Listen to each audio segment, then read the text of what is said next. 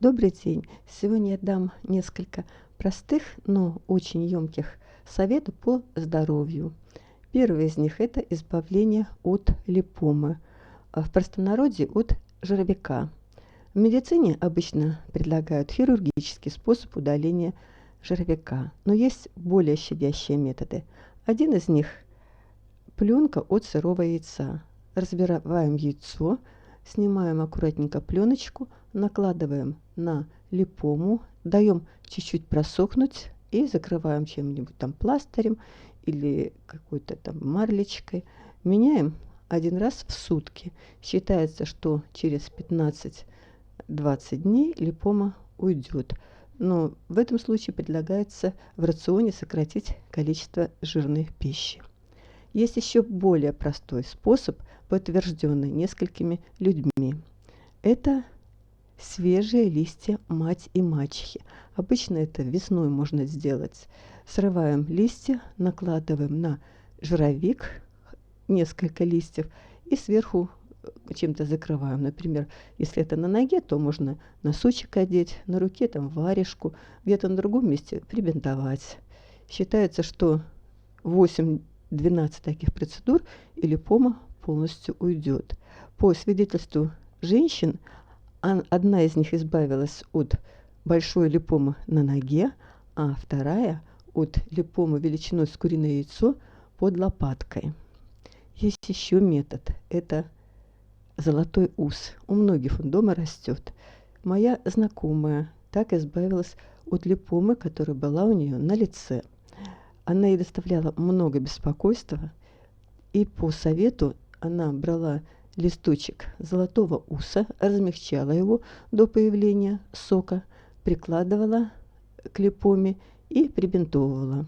Так она делала примерно 12-15 раз, по ее словам. Сначала ничего не происходило, потом липома начала более смягчаться, затем потеряла форму и потом и вовсе исчезла. Вот такие вот методы, простые, но работающие.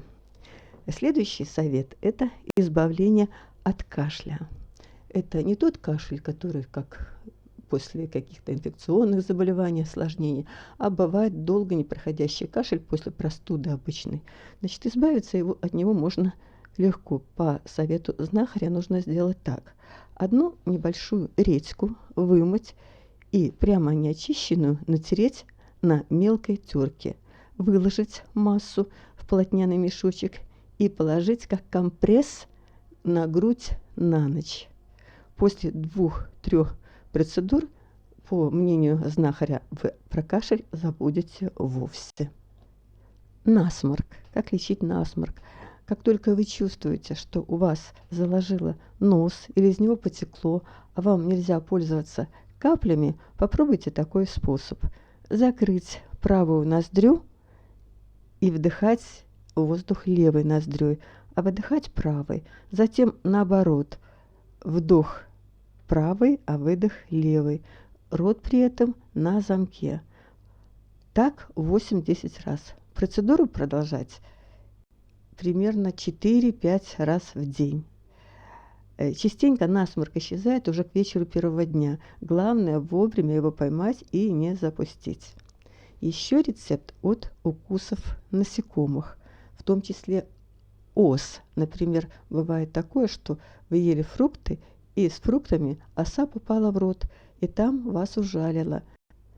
Появляется сильнейшая боль, опухает горло, язык, весь рот. И остановить это очень сложно, ничего не помогает. Для этого возьмите 2-3 цветочка календулы и разжевывайте во рту долго. Сначала будет сложно, потом легче и легче. Где-то через полчаса и опухоль пройдет, и боль утихнет.